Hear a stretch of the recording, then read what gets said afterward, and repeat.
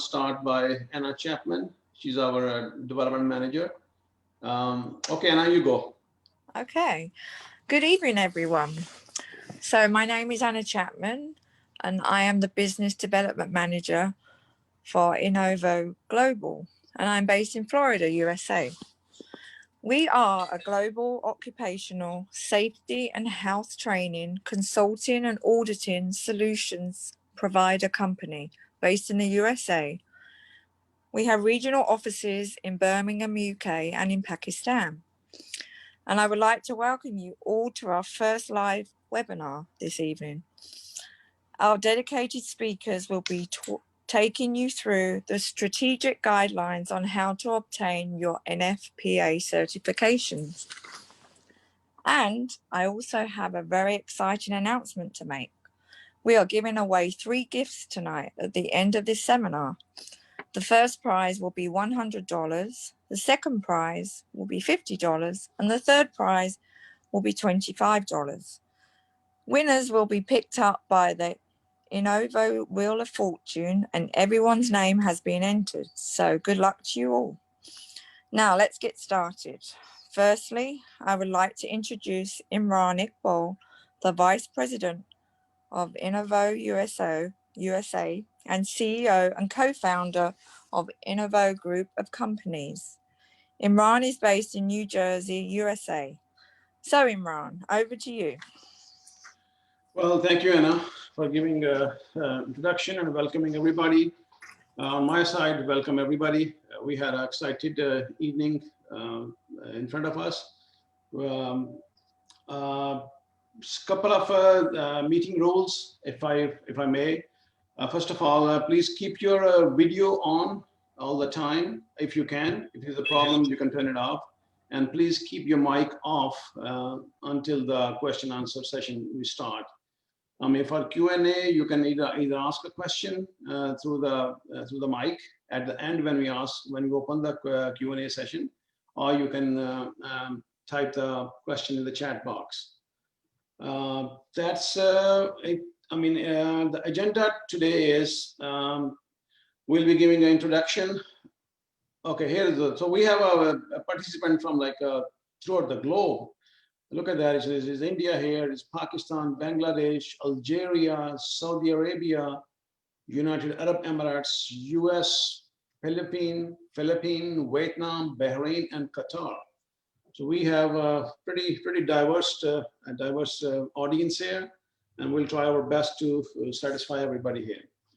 So agenda is just a little brief introduction about Inovo, and then why electric safety is important. Then we'll touch briefly with the NFPA USA standards and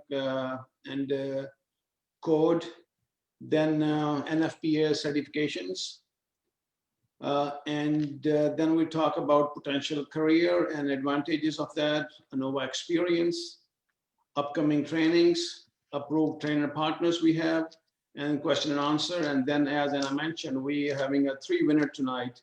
One for $100 gift certificate, and one for $50, and one for $25. Just on the housekeeping note, I'm getting a message on Facebook that the link is not working, Bilal, or that somebody just is genuine, or please look into this. You are muted, so yeah. Yeah, right now at my screen the status is okay for the live, but okay. Yeah, let me check. Right now Zoom is showing is okay as live, so there is a little bit delay, so we will request the people to bear with the little bit delay, but it's absolutely okay. Okay, that's fine, that's good. Just want to check on the housekeeping if you can. Thank you. And so here's the we call it a wheel of names. Everybody's name has been entered into this wheel. And at the end, we'll spin it. We'll have a first winner for $100 gift certificate, second winner for $50, and third one would be $25. And we'll give more details towards the end of the seminar. And Bilal, also please check the link too. They're saying IDs, there's a link problem. So link if you can, somebody can check.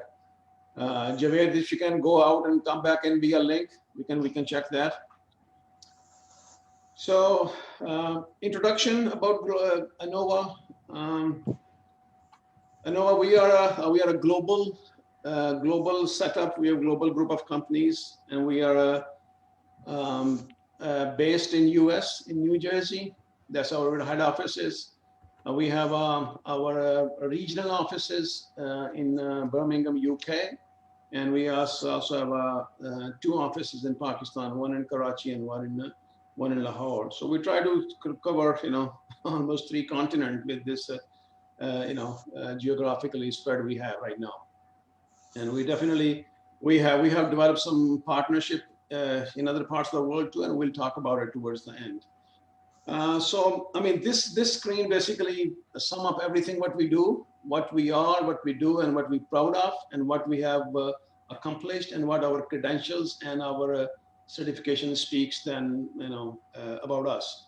So currently, what we do is our specialty is the NFPA 70E training that we provide.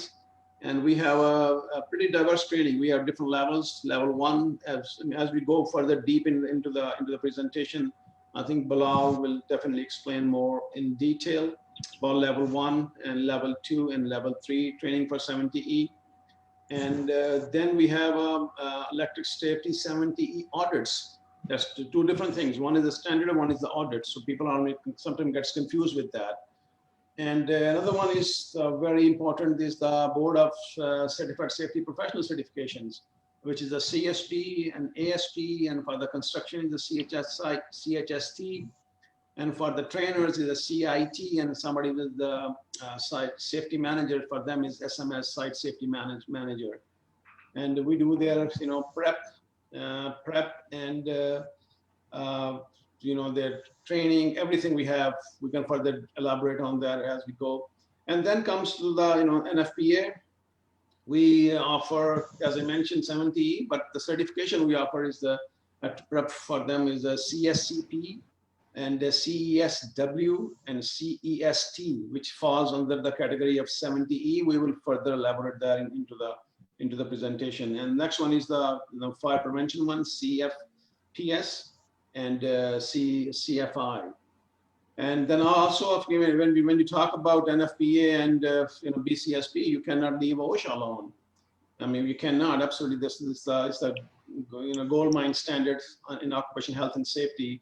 And we do training for 10, 30, and 40 hours for occupation health and safety with general industry, 29 CFR 910.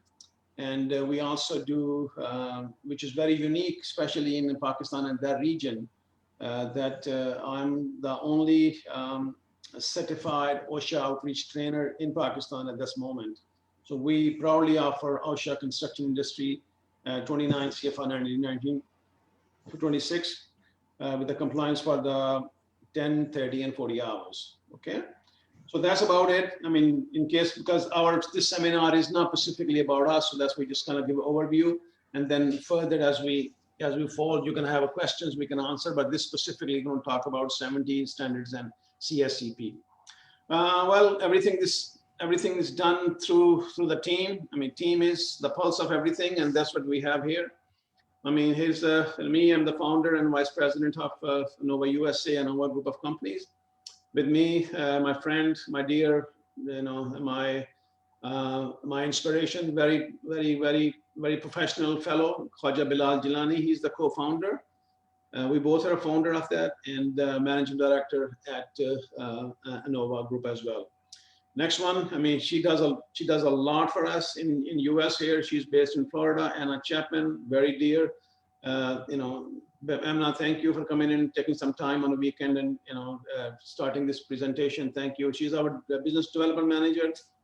And then we have Rana Javed Iqbal. He's our director in Lahore office. He's by profession an electrical engineer. He had worked for a number of years for Ericsson, and he's also helping us on that. And then next one is our managing services, Sayyid Hassan Ali. He's also electrical engineer. So we do have some very people with a lot of credentials, and we feel very proud of it.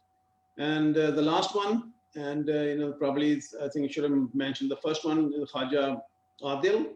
He's assistant manager, and he does a lot for us. I mean, there's no hat that he has not worn in working for Inovo. And he's a student of computer engineering, and I bet you that he's learning a lot by dealing with us, and by bearing me here, sitting 10,000 miles away from him. But I bet you that he's going to be a very polished professional when he gets out of here. So thank you, everybody. Next, a little bit. I mean, I'm not going to talk about myself too much. Here is some credentials. Past 25 years, I have gained a few things here. For you guys to know, just I have some occupational health and safety, a lot of experience, credentials. First OSHA outreach construction trainer in Pakistan, and I'm also finishing up my master at Columbia University. And so I'm not going to talk much about it. Just, I mean, you guys know, and that's fine. And this is my, the OSHA outreach training certification I got from Rochester Institute. It's everything here at Columbia, Southern IDs here. And next one is Bilal Khwaja Bilal Jilani. I mean, I don't know where to start with him. Guy is very diverse on his credentials, and he's equally diverse when it comes to experience. And I mean, very symbol of I would say credential and credibility. It is okay. So let me start by saying that he's currently he's a CSP, certified safety professional from the CSP, and he's a CESCP from NFPA, and he's the first Pakistani in the region, first Pakistani who has the CSCP and CSP credential at the same time. No one else in Pakistan has it, and he's the only CSCP trainer. A couple of people might have CSCP, but they're working as overseas in different companies. But he's a professionally just only a trainer. He's also obviously he has the ASP, and he's also from IOSH UK. He's a grad IOSH, and he'll be very soon CM IOSH as well, with applications in process. Well, I mean, it's 30 years of experience. I mean, what can I say? The guy has worked in a SPARCO, Pakistan Space Program. He has his master in electrical engineering. He has a bachelor's in electronic engineering. He has worked for GE China, certified in OMMG. I mean, all those wind turbines certification. He's also certified professional for the China Academy of Space Technology. So there's a lot of space experience here, electrical. And he's also, member of International Astronautical Federation, which is based in France.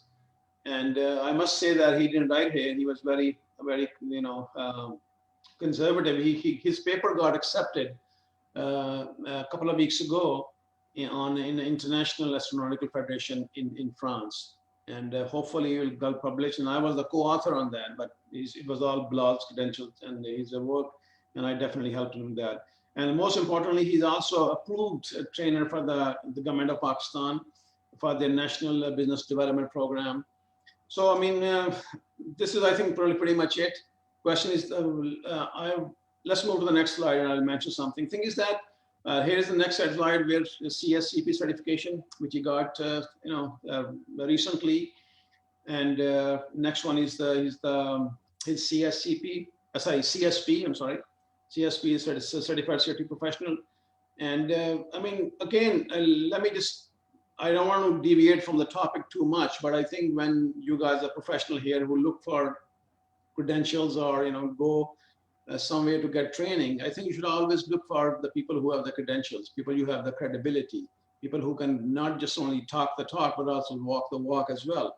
They have the credential and certification which speaks louder than anything else. So that's where I think Bilal really shines pretty nicely on that. Next one is a little bit, just want to touch in 1 minute, and then I'm going to give the stage to Bilal. Here is just this slide. It doesn't mean to scare you guys off, but it just says it tells some data and some numbers which are alarming. If you think about it. I mean. Every year, almost 5,500 people worker, not people, worker die every year in USA by working through in any industry. It's 5,500 people die approximately every month. That boils up to almost 460 people a month, and I would say about 15, 16 people a day. That's the it's an alarming number. I mean, basically, it's like almost a 1.6 person die per hour. So by the time we'll be end with this seminar, I think it's a scary analogy, but think about it. By the time we'll be end this seminar, 2 workers would have lost their life in US. It's like almost the number is that way. So, I mean, coming back to the electric safety, I just pulled up this data from the last, 15, 17, 20 years. Electric safety fatalities are huge. In 2003 they started, and in calculating the data I have, almost 250 people die. Not people, I should say. When I say people, if I say I'm sorry, the worker I'm talking about. The worker in 2003, and the highest was I think in 2006, almost 260 people. A couple of years back, last data is 160 people died. And there's a number alarming there is a 54% of the fatality occurs in construction industries. So when we talk about electric working with safety, we just think only people working in a power station, the turbines, or some other things. No, 50% of the fatality happens in construction industry because of the electric, something reason with the electric. And the number got really bad from 2007 to 17, almost like 18% number increased by 18%. So which is with a big number.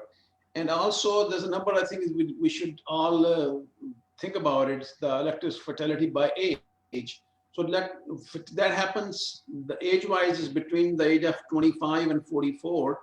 That has almost 61% of the fatality that happens in electric incidents is the people who between the age of 25 and 44.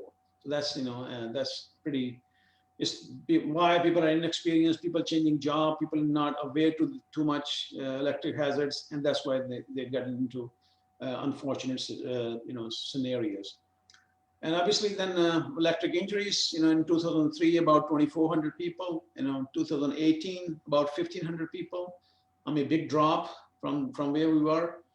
So idea is just let you guys know, okay, safety is very critical.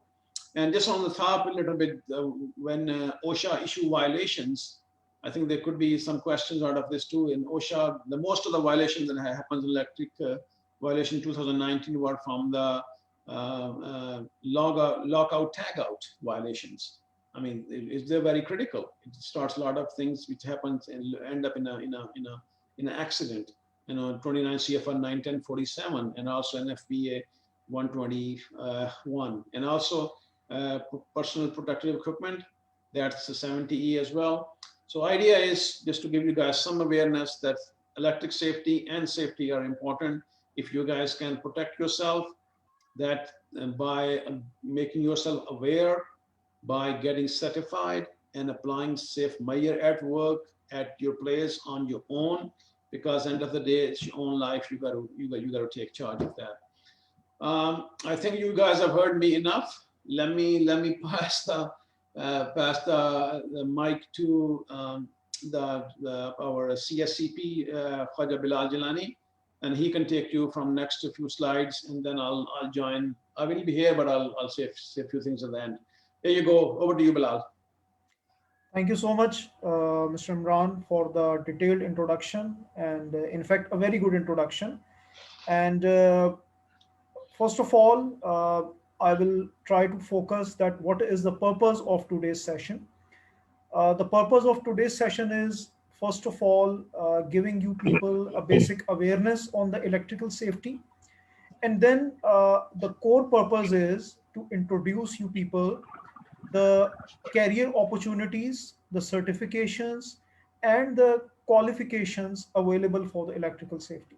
And as Mr. Imran has said, we are not only claiming that, we are saying this with substantial experience, and some good credentials, which you have already seen. Uh, Before coming as full-time occupational safety and health trainer, before working as full-time occupational safety and health trainer, I have more than 12 years core electrical and electronics related experience. So that helped me to become a better electrical safety professional or a certified professional and to help or guide the people. And that is what we will try to do and share some good information with you people. First of all, why this electrical safety is important? This electrical safety is important because electrical work is hazardous. It's highly hazardous. All of us, whether we are working in some technical role or we are working in some non-technical role, whether we are at the work site, whether we are at home, we all are highly exposed to the electrical hazards, first of all. And we should observe that electrocution and burns are the significant causes or reasons in the fatalities, and most of them occur at less than 600 volts. The reason of occurring at less than 600 volts is, first of all, uh, most of our domestic supplies or auxiliary supplies at user end, they are normally in 400 to 600 volt range. Whether it's single phase or three phase, it's normally in this voltage range. And another thing all of us should know is that the power remains the same. So if the voltage is quite lower or it is in the medium range, that means that current is quite high. So it's not possible for us to go into the technical electrical safety training detail. But the point here is that electrical hazards are everywhere and we need to understand them, and we need to be clear about these hazards so that we can implement the preventive measures and we can reduce the risks basically at our work sites. Another important thing is that normally when we talk about electrical hazard, we think only that shock or electrocution is the main hazard. But the reality is that arc flash and arc blast are even bigger hazards than electrocution, because what happens in the arc flash or arc blast, a big wave, a big fire wave travels into the air, which can has the pressure like thousands of pounds per square inch, and it can has the temperature up to 35,000 degree Fahrenheit. That's nearly 6 to 7 times higher temperature than surface of the sun. So it's quite huge, it's quite big. If someone is potentially exposed with such a big incident, uh, I don't think there is possibility that he will be saved or he will not be severely burned or injured. So it's very important that we understand this hazard as well. Although this hazard has high severity and low consequence. Uh, Low consequence means, sorry, high severity and low likelihood or low probability. That means that the chance of happening or occurring arc flash or arc blast is very low. But if it happens even once in a year or even in once in 10 years, the potential effect of that one is too much dangerous. And then we have some indirect hazards like fall from ladders after electrocution or overhead power lines. So we need to understand these hazards so that the necessary preventions can be taken. Here is the mountain of the three main electrical hazards. The basic one is shock. The next one is arc flash, when the electric arc or current travels into the air and use the air molecules, their oxygen as their fuel. And if the magnitudes become bigger, we call it arc blast. So these are the main three hazards categories. And as we have said, that flash burns are very dangerous, very painful, and most of the even small injuries they are flash burns, and the survival rate is very low. So the point to understand is that understanding of electrical hazards and their necessary measures is very important for all of us. At up to certain level, it is important for you if you are not directly related with the electrical field, you are not technician or engineer, uh, then it is related with you with some more detailed content. But even if you are not, if you are normal worker, then even in that case, uh, you should have awareness of the basic hazards and the basic remedies. So that is why we have designed some qualifications, we are posing some standards so that you can face this challenge at your work sites. When we talk about the incidents, we need to look at the causes. As per OSHA or NFPA guidelines. And what we can say quickly is that the causes could be either unsafe conditions that can include all these type of scenarios, equipment related, wiring related, or environment related, or there could be some unsafe acts, some bad practices, some poor practices. Maybe it's related to housekeeping, maybe it is related to the behavior, and it can be combination of both of them, uh, a big disaster if there is combination of both of them. And that is why, as per OSHA, almost 350 electrical related fatalities occur each year, and this is the figure from one of the most developed nations of the world, US.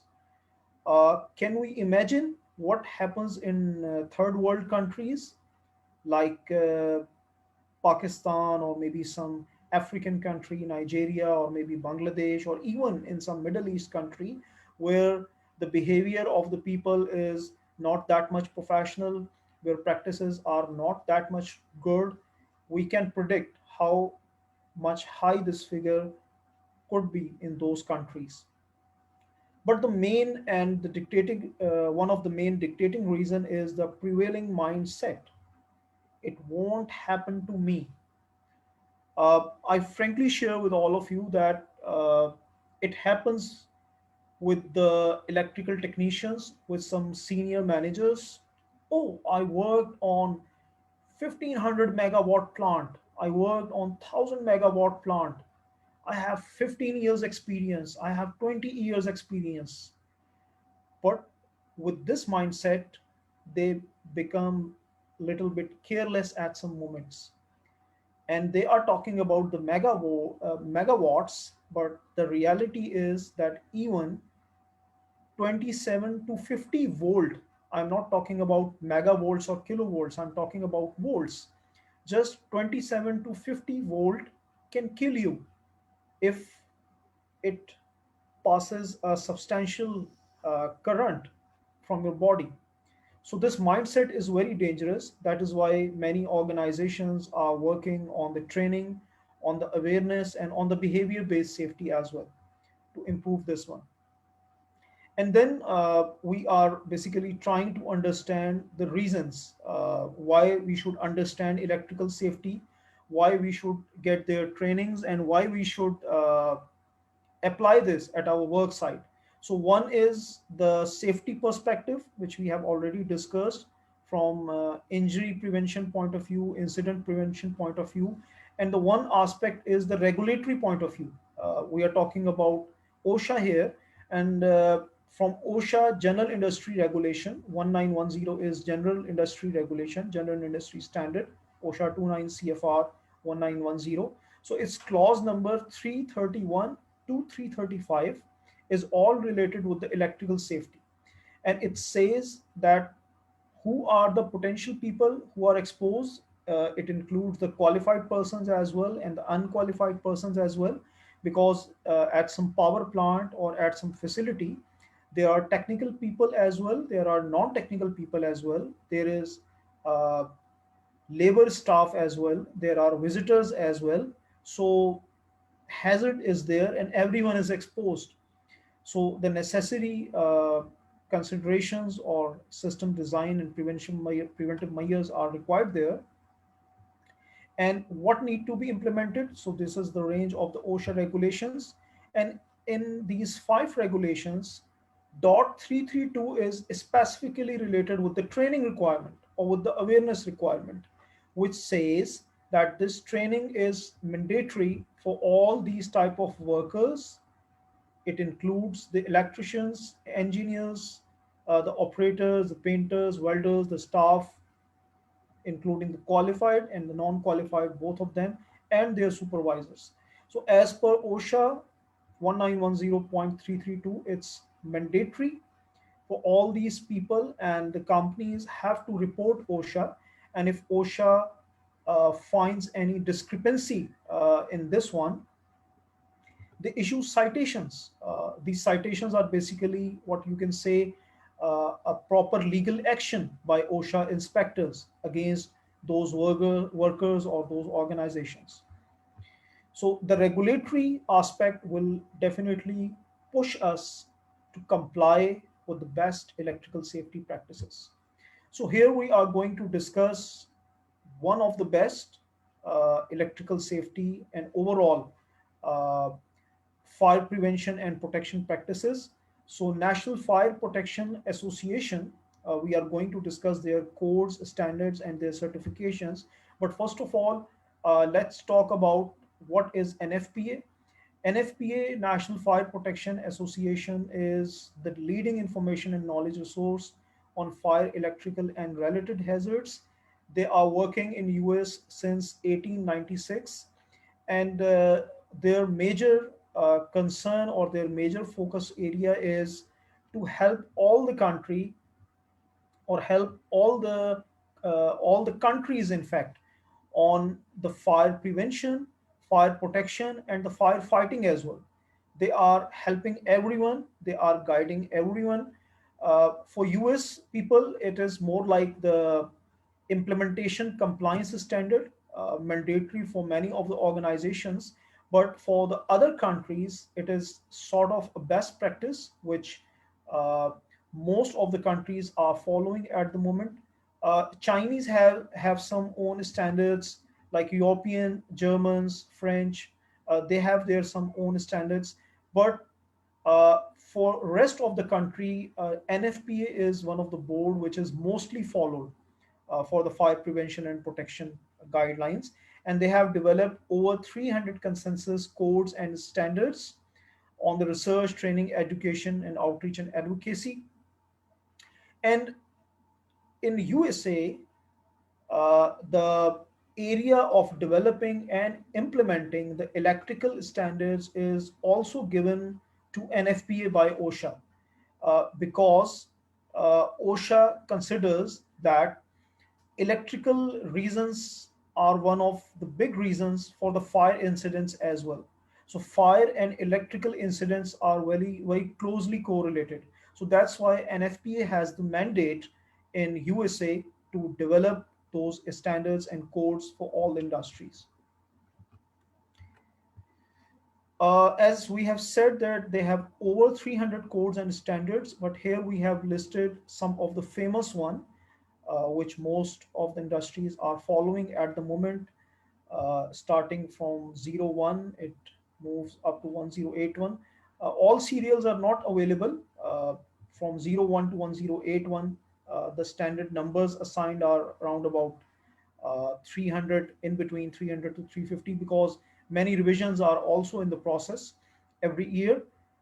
And it has for the sprinkler systems as well, for the fire extinguishers as well, for the water based testings as well, for the flammable and combustible liquids as well, for the firefighting alarm code and the safety codes as well.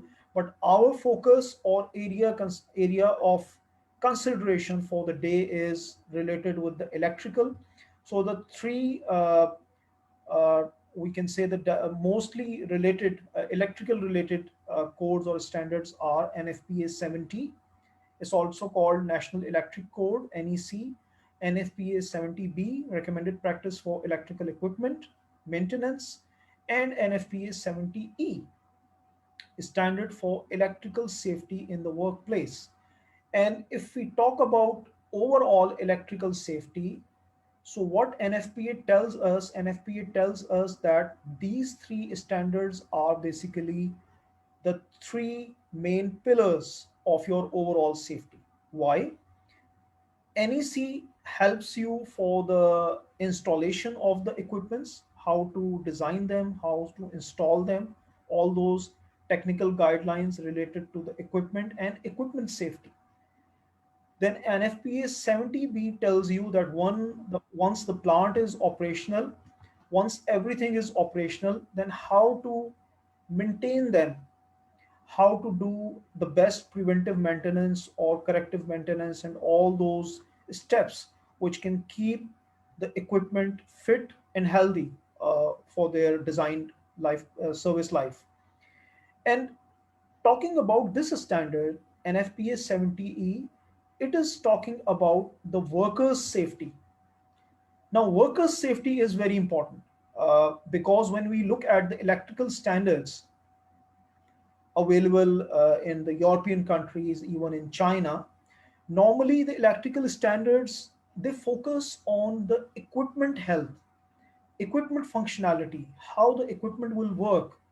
They don't talk about workers' safety or people safety. This is the uniqueness of NFPA 70E. It has nothing to do directly with the equipment. It tells you how worker has to protect himself or herself from the electrical hazards. Although maintenance and installation is directly related with this one, but the whole focus of NFPA 70E is people safety, worker safety, PPE selection, the analysis to analyze the hazards, to identify the hazards which we have already mentioned: shock, arc flash, and arc blast, right? So the question is that we are talking about so many areas of National Fire Protection Association. So how to get command on them? There are two ways. That one way is that you purchase the individual code, you get training of that code either from NFPA or some certified trainer, and then practice that individual code in your industry. And another broader way with wider canvas is that you earn NFPA certification. Now, when you earn certification, that means that NFPA is recognizing your authority. It is recognizing your command on that area which that certification covers.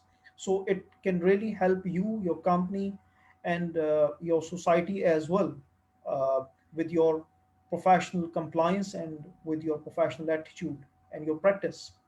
So here, what we are looking in this slide are all the list of all the certifications which NFPA provide at the moment. It's a wider category.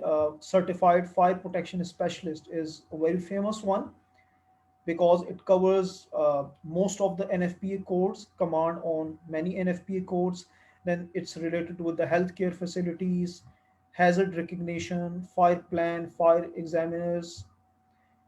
Our area of focus today is related with the electrical one. And when we talk about electrical one, we have three NFPA certifications. The top one is Certified Electrical Safety Compliance Professional. Why I am saying top one? Because it is the most prestigious one. Then Certified Electrical Safety Worker, CESW, and then Certified Electrical Safety Technician, CEST. So from now on, you need to remember these abbreviations: CESW, CEST, and CESCP. It is coming here as well.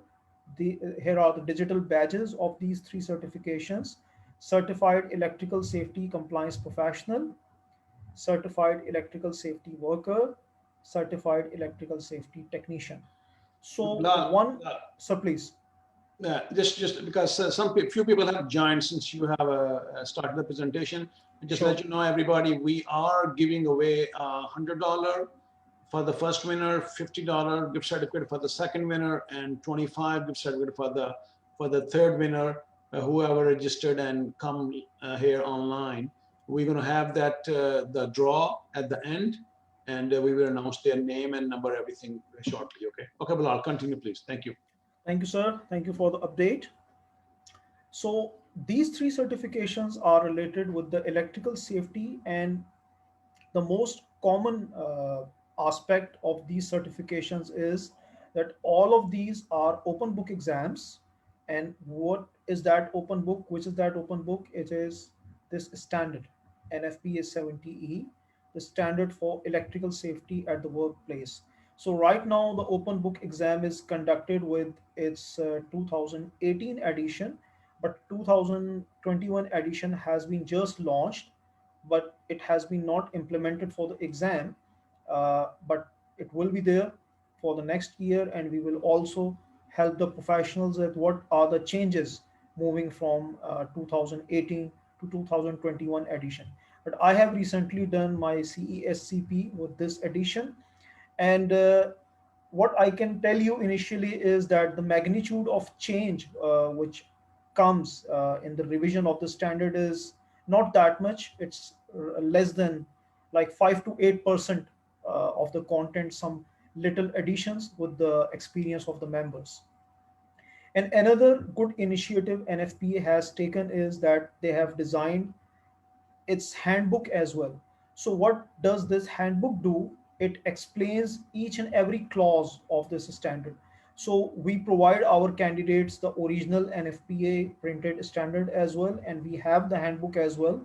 And that is the core part of our training content and our training courses.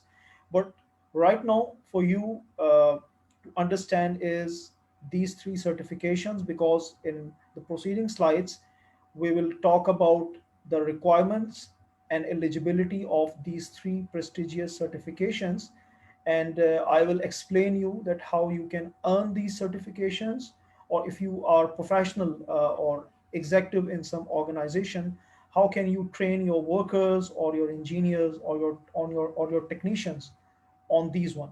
And what would be the objective?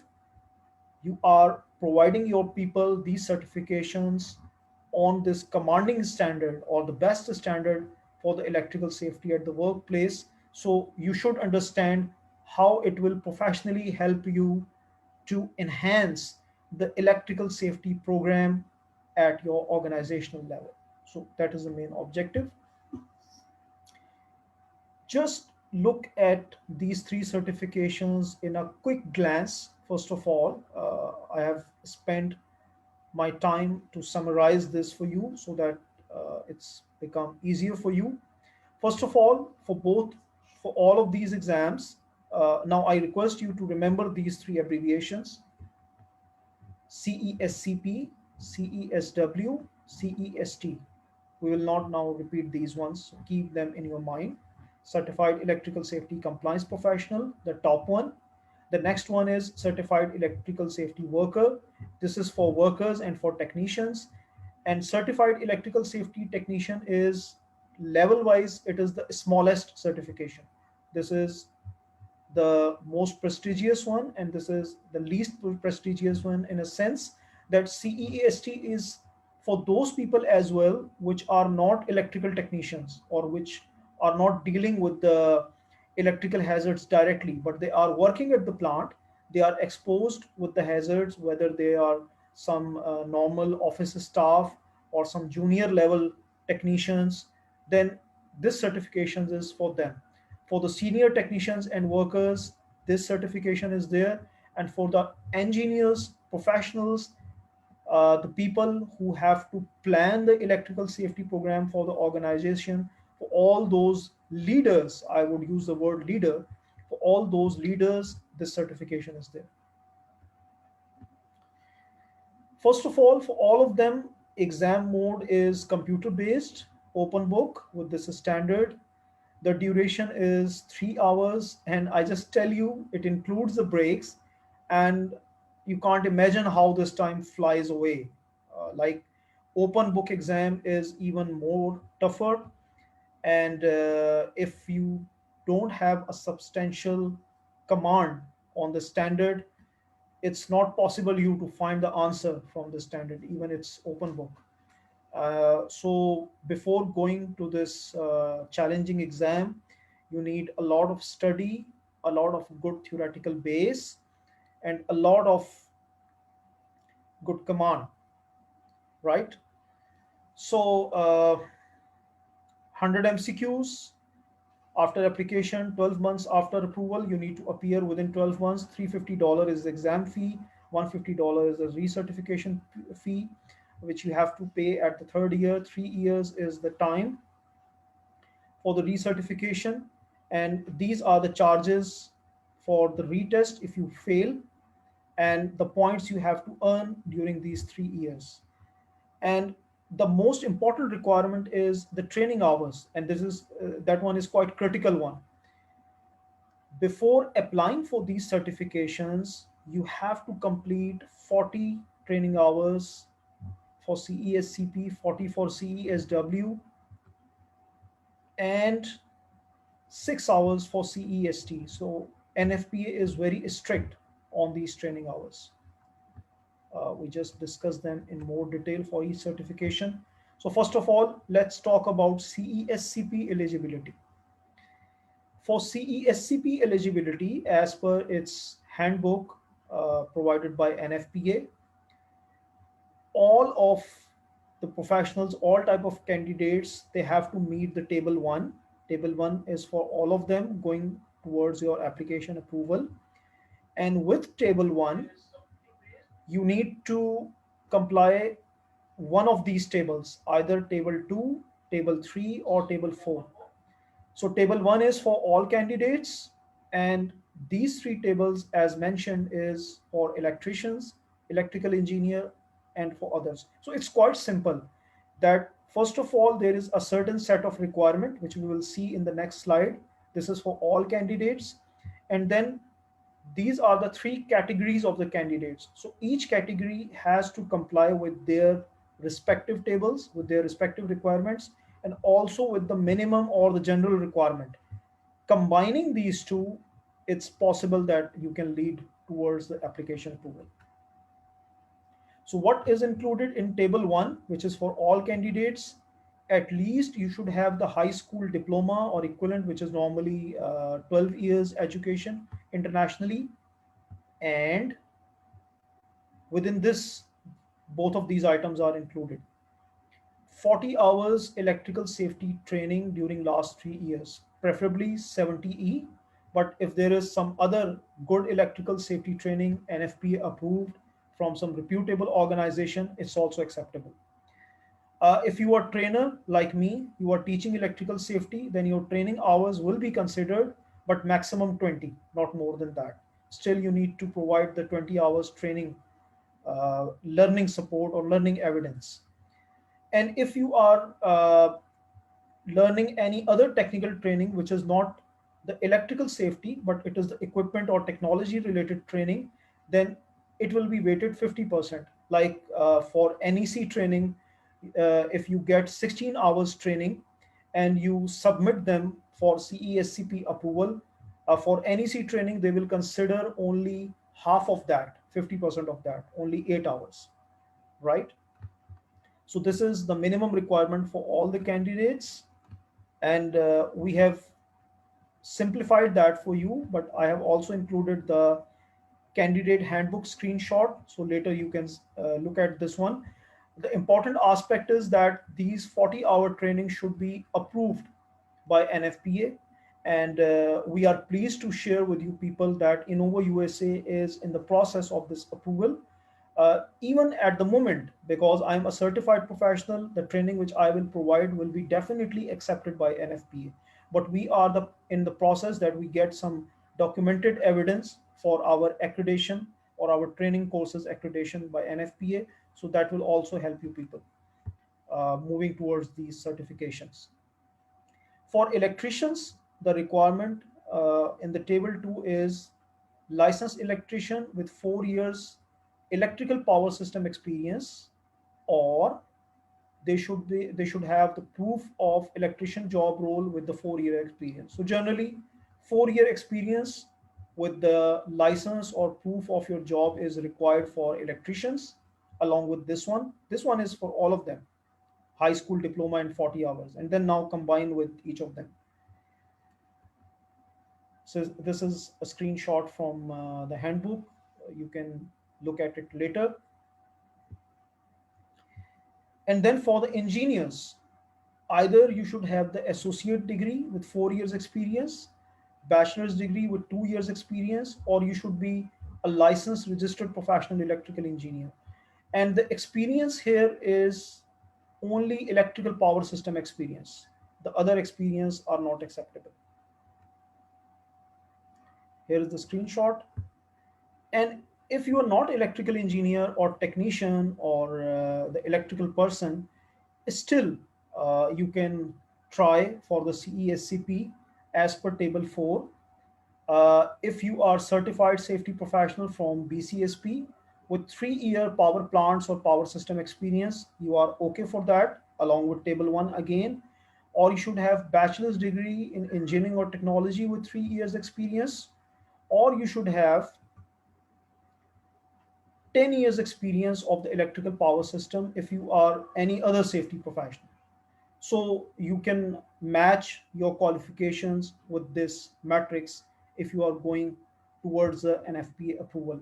And I share you one thing, that I am ASP, I am CSP, I have some other credentials as well. But let me be very clear and honest that CESCP application process is the toughest one I have seen so far. The exam is okay. I would not say that exam is as tough as the other certifications. Still, it is very tough, but less tough than CSP. But the application process is very much harsh. NFPA is very strict on these experience and on these training requirements. So you need to comply with all of them, right? This is table 4 screenshot.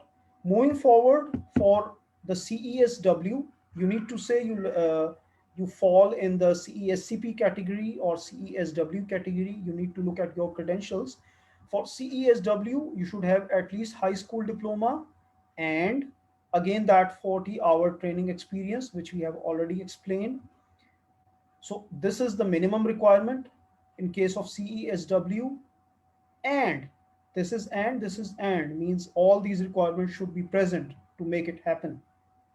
And you should be electrical technician with one of them.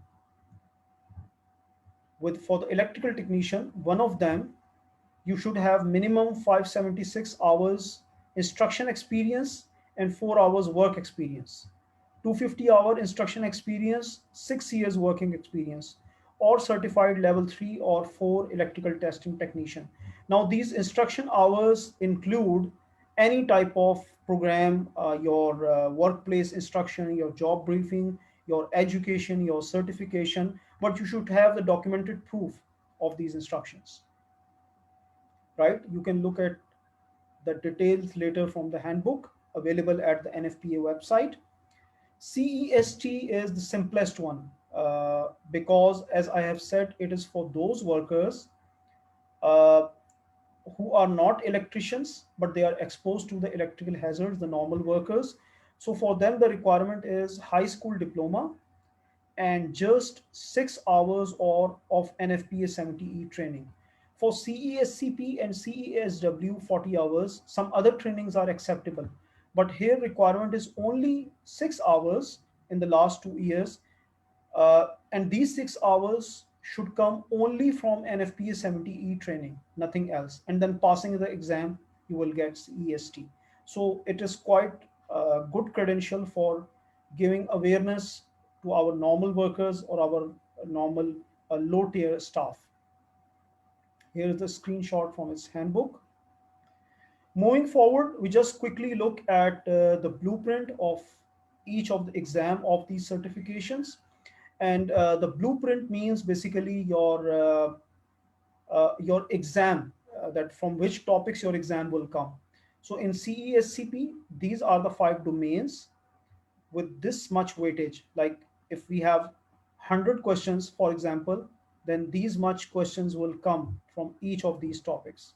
Understanding the responsibilities, identifying the work practices, identifying the requirements for the electrical safe work conditions, precautionary techniques for the hazards. So basically this category 4 is for the energized or the live equipments. And then you need to understand the documentation process as well. So the domain tells us that this CESCP is basically for the engineers or for the professionals. Moving forward, CESW exam blueprint. So it's not that much tough as CESCP because it is not asking for the documentation requirement or any type of employer responsibilities. It is focusing on the implementation because the technicians or workers have to deal with the machinery, with the equipment. So those areas or domains with the associated percentage is mentioned there. For CEST, domains are similar, but the what we can say the content of these domains would be much simple as compared to CESW because it is for experienced technicians and this is for normal workers, as we have already said. Now, what type of courses we have designed at the moment in over USA because we are emphasizing that NFPA will not provide you any type of relaxation in those 40 hours of training. So how you will get those 40 hours? So we have designed our courses. Electrical safety at workplace level 1, it is 8 credit hour course. Level 2, almost 2 to 3 days, 16 credit hour course. And then with these two courses, you can move towards the exam prep where we will teach you each and every word of the standard and the handbook so that you can confidently go into the exam hall. So all this learning will sum up 48 hours, and these three are totally based on NFPA 70E. So these 48 hours will be directly accounted in your direct electrical safety training, and NFPA will happily accept that these 48 hours because as we said that 40 hours is the requirement based for the trainings which are based core on electrical safety and NFPA 70E. So these three are fulfilling the requirement. But we have the fourth course as well on NFPA 70B, which is related with the maintenance. And we have designed it as the 16 hours course. And as we have said, for the other courses, we would have the 50% weightage. So these 8 hours can also add into this 48. The total will become 56. So we are in a very good position to get thumbs up from some customer service representative or some certification manager of NFPA that okay, you have got the good training and you are completing the NFPA requirement, right?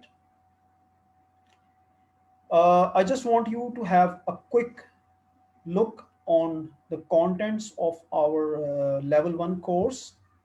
It is for everyone who is exposed to those hazards, the low staff workers as well, the technicians and supervisors as well. And if you look at the contents, they are trying to give you the basic theory, the basic awareness, right? So it's not, I think, convenient that we read all of this stuff, but I just want you to have a bird view that what we have done here basically. So for the level 2 course, first of all, level 1 is prerequisite. Then you can, after completing level 1, you can come for the level 2, and it has then a lot of advanced theoretical detail. So we can say that level 1 is for everyone, but level 2 is only for those people who are leading towards CESW and CESCP, or the senior technicians or the workers or the people who are directly related with the electrical. So level 1 is for everyone, and level 1 can easily fulfill the requirement of CEST. But here we are talking for CESCP and CESW, right? And then the exam prep is totally based on the blueprint of these certifications, and the blueprint is basically complying with each and every article of the standard. It's not possible for us to cover the standard, of course, in this session. So you can go later on the NFPA website and look at the blueprints of these courses. The next course is NFPA 70B, which is 16 hours, and it covers all these type of topics which are related with a wide variety of the electrical equipments which are installed at our facilities, and their maintenance is very much important. Right? Moving forward, giving you all this awareness, what we can say that this is our clientele. We feel proud that we have so far provided services to a lot of these good clients within Pakistan region as well. Some of them are in the Middle East, the Iraq region as well, and some are multinationals operating in the multiple countries. So we are in the market for the short time, and in this short time I think we have done a good job. And these clientele have taken all type of services from us, which we have mentioned in the start, but most of them, like Dascon, KE, FFC, Ericsson, uh, these companies, most of them have taken the electrical safety services or training from us. AEPL especially, AEPL and Discon, they have trained their complete O&M fleets on the wind power plants for this electrical safety training. So at this point, I would like to hand over the mic again to Mr. Imran. Thank you so much for giving me so much time and listening to me with patience. Please continue.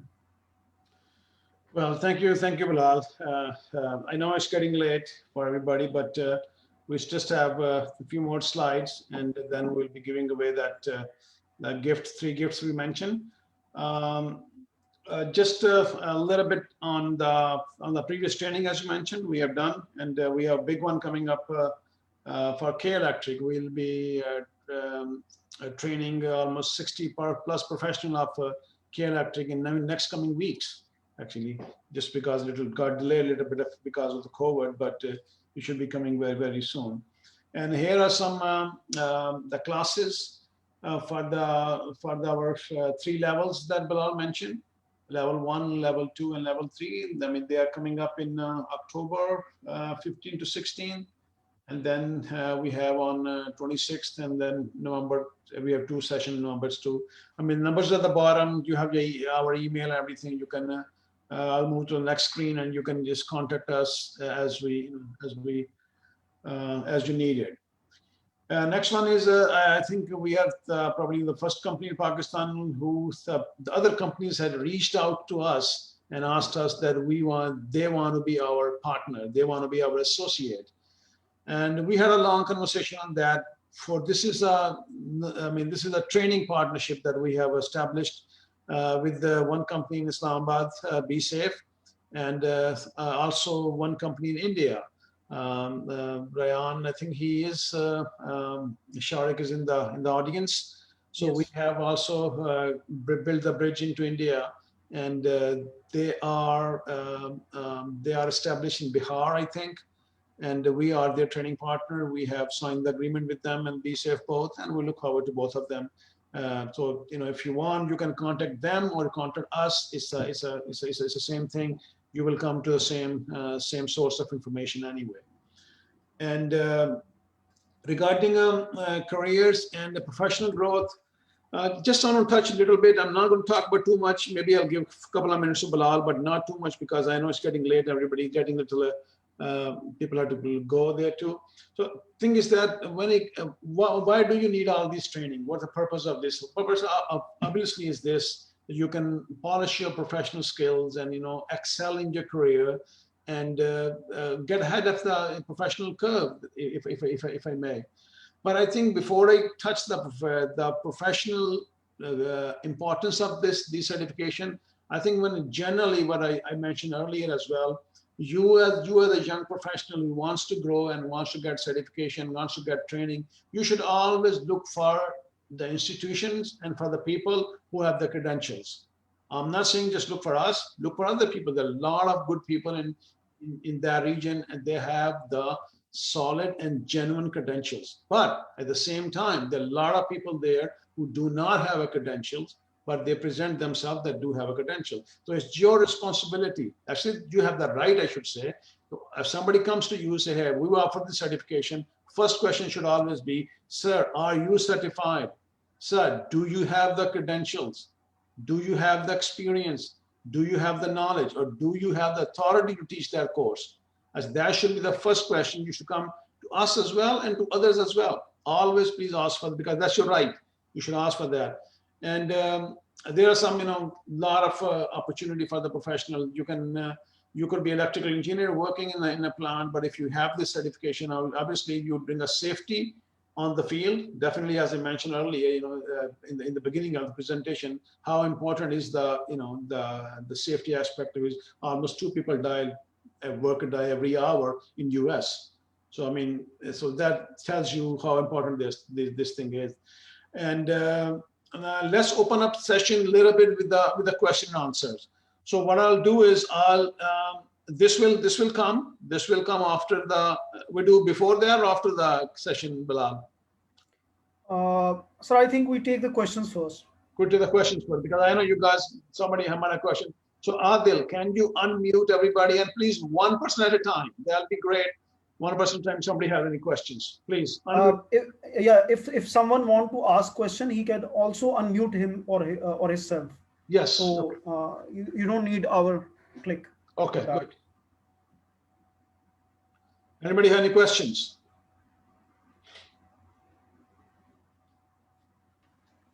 Anybody wants $100? Sir, you told the temperature about the arc flash temperature when passing through the air. What was that pressure and temperature?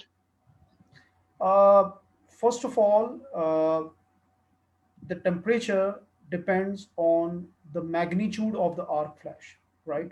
The first point is this, that sometimes the arc flash magnitude is smaller, and sometimes the magnitude is as high as it is touching the sky.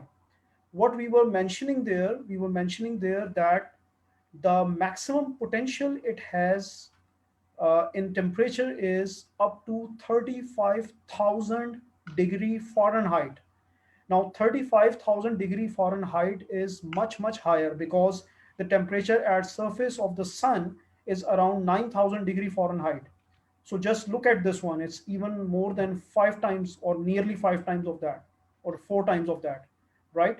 And another factor which I mentioned was thousands of pound per square inch. I cannot quantify that thousands of pound per square inch at the moment, because it depends on the magnitude of the arc flash again. But the purpose is to understand the severity of the problem, that we will not be saved if we face such type of disaster. So we need to learn the practices, we need to qualify ourselves, we need to provide qualifications to the people, the necessary qualification to all the people at all levels, and implement at organizational level the overall electrical safety program that includes the shock risk assessment, arc flash risk assessment, selecting the appropriating PPEs, applying the proper logout tagout procedures, applying the normal confined space procedures. So that is basically the overall objective. I hope it answers the question.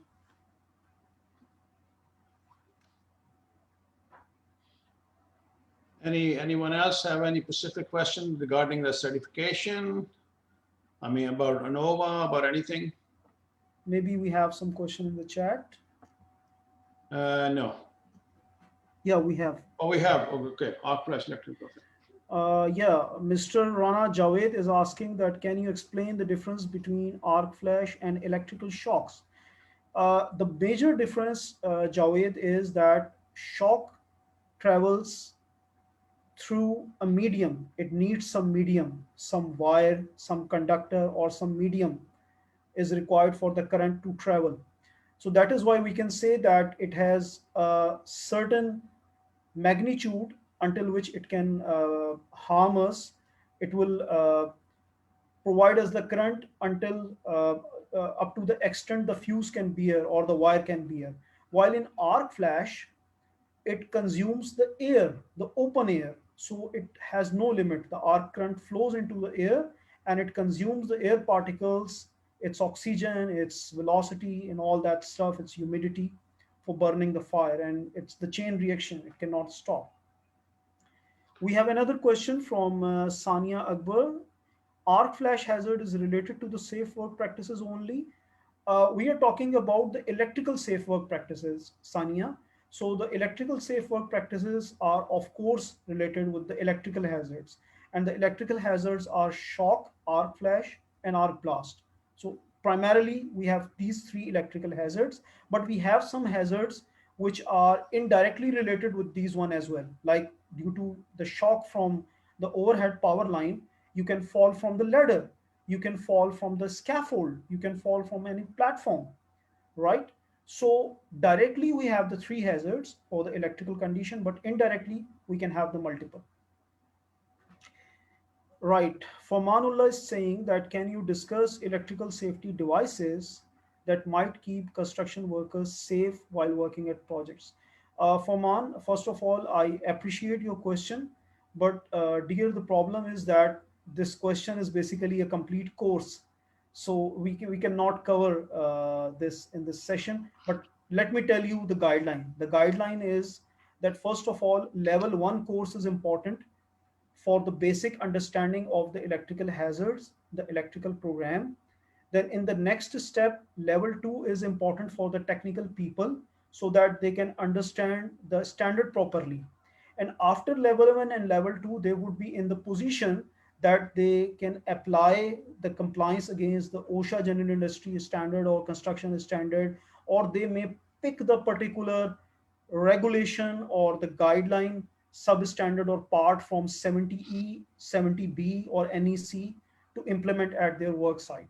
So basically, it's a detailed procedure, and you should go to the standards and codes proper training to implement that. Basically, it will not be that much simple. Right. Okay, you want to name me some of the electrical devices? Yeah, some of these devices are ELCBs. ELCBs are very much important electrical leakage circuit breakers. They are very important to use as the construction sites. Grounding is very important. Proper selection of fuses is very important. Receptacles are very important. So these all selections are very much important, more important at construction sites as well, but generally standard required at all type of facilities, right? And let me since Yeah. Farman is talking about that. So as I mentioned earlier, even if we're talking about electrical hazard and electrical, most of them electrical, but there, as I said in a previous slide, the 54% of the electric fatalities happen in the construction industry. 54% of the people die in a construction industry as compared to a lot of other industries. So that tells you, that's what Man's question is that, I mean, it could be your drill machine, it could be your electric saw, it could be the electric cord running through the work site, it could be your concrete mixer, all multiple things. So grounding is important, as you said. On the construction side, you always see the grounding, the chip is always broken. That's always the beginning of a lot of hazard, as Bilal mentioned. So a couple of more questions, Bilal. Yeah, Joseph. yeah. Noman is asking that can you please explain the safety related to preventive maintenance of earthing pits? Noman, I would like to advise you to refer the particular part in NFPA 70B. But what that part will tell you, that will tell you that for the pit, how much should be the shoring, how much deep should be your excavation according to the quality of the soil, and then what type of gauge you should select according to your wire. So all these installation guidelines, first of all, and their preventive maintenance, which includes the functional testing, the visual inspection as well. So you need to refer the standard for more details. Roland is asking that what are some common PPEs for electrical work? For the electrical work, the PPEs which we look are hard hat helmets. They are very much important, of E category. E category is especially for up to 20 kV. And the normal general category can protect us up to 2 kilovolt. Then our gloves are important. Safety shoes are important. If you have a condition where there is static charge, some like some nuclear facility, there the conductive shoes are important. But normally at the power plants, the shoes are important with the insulation shoe, with the insulation, non-conducting shoes, right? Can a standard electrical cover arc flash suit? Yeah, arc flash suits are covered in that. And basically, the more important purpose of NFPA 70 is to help you in selecting those PPEs with the help of proper shock risk assessment and arc flash risk assessments. Okay, what should be, Well, Ji sir, Ji sir. I think Joseph Ryan Gamolo, I'm sorry if I mispronunciate, is talking about lockout and tagout. I think it's a great question. And also, if you look at the slide we previously mentioned, I mean, the top of electric violation that OSHA issues to the companies and in the workplace is the lockout, tagout. That's 29 CFR 9010.147. So Joseph, we do have a very detailed course on it. I mean, I'm not going to sell you that course, but if you need more information, you can contact us on Sidelines, or after that, you have our number. We are more than happy to share our material, our resources. I mean, you don't have to do anything. We're more than happy to do. Thanks for joining, and we'll take care of that. Don't worry about that. Thank you. Right. So, sir, we cannot take more questions? No, we can. Next one is Bible 1970. What is asking? Yeah, okay. He is asking. Is there any color coding or inspection tag standard for electric tools? Yes, there are. Yeah, there are, and you need to follow them. One question from Joseph is that is NFPA publication about electrical safety is free to download? Some of them are available free to view, like NFPA 70B. You can view that online, but you cannot download it. But most of them you have to procure, you have to purchase them, right? What are arc blast PPs? The arc blast PPs are Sania of different categories with different layers. So according to your shock risk assessment and arc flash risk assessment, what we do in NFPA 70E, you select those PPEs. So again, your question is highly related with the detailed content of the course. Sajad Khan, your question is already covered, and you all are welcome. So I think we have to stop the question answer session here. And okay, Farmanullah has repeats his question. What should be the first step while responding to a person who just experienced an electrical shock? It depends that how he has been harmed. Like if he has burned from that electrical shock, then you need to provide him first of all the necessary first aid. And the most important thing is first of all to isolate him from the energy source. That is the most important step. But right now what practices we are trying to focus is not those emergency response practices, but our focus is right now the preventive measures, the core concepts first of all, which should be adopted for that. Yes. I think we should stop taking more questions because most of them are course related. Yep. So we would appreciate if those questions could be emailed or sent to us on our social media, on our email, or on our WhatsApp numbers. So we will definitely appreciate that later. Imran sir, please go ahead. Yeah, thank you. And I think next we're going to talk about. Let me see what I have here in my plate now. Okay, so next okay. So anybody who is present or who has registered on this seminar, if they go to our Facebook, LinkedIn, or Twitter page or YouTube channel, and if they like us or send us information, send us a feedback, we are, Inovo US is more than happy to issue that person with his name and e-certificate that they have attended this seminar for NFPA. We are more than happy to do that. And lastly, I think is the winner announcement. The people, I would suggest that people can take the screenshot of this one so that later you can send your screenshot of like and follow on these numbers or on these contact details, or you can access them as well. So, sir, can we proceed for the winner stuff? Yes, we can proceed for the winner. So here is the very quickly the rule is we have this wheel, and the name, the number of people who have registered, and Bilal is going to have 3 spins for first person 100. Go ahead, Bilal.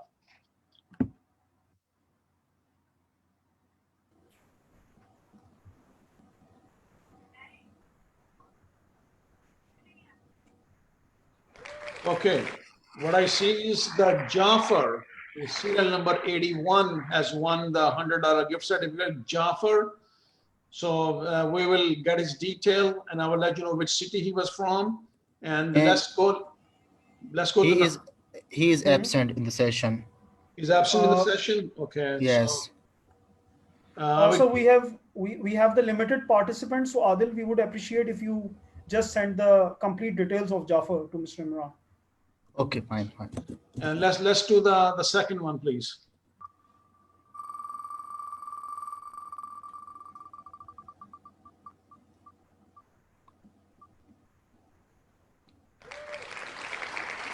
Sajid Iqbal, 98.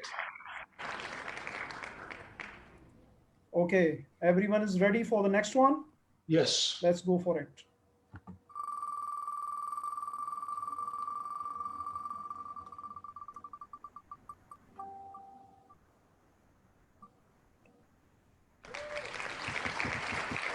Ravishan Kanar Shishnath. Ravi Shankar Ravi Shankar. Shishnath.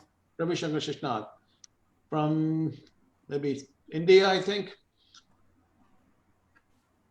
Yes. Okay. So we got the three winner, and here what I'm going to do. I think I have the thing.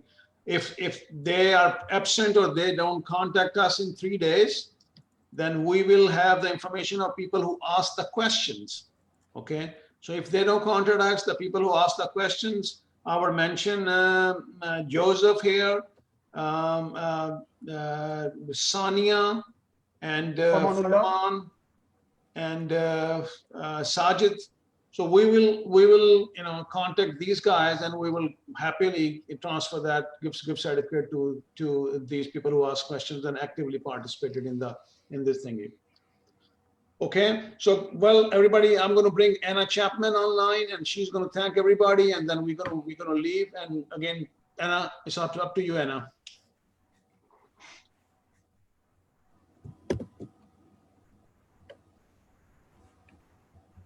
Anna, you got to unmute yourself. Sir, you may conclude. I think Anna is not here. Okay. No, she's in the car. She sent me a message. She has to leave, but okay, that's fine. If Anna is busy, no problem. Well, thank you again, everybody. Thanks you so much for joining us, for giving us encouragement. We are here to create awareness, and at the same time, if somebody has any specific questions, our number, our Facebook, our LinkedIn page are very open and very active. You will get the answer right away. Again, thank you, everybody. Thanks. Oh, wait a minute. Anna's here. Anna, you here?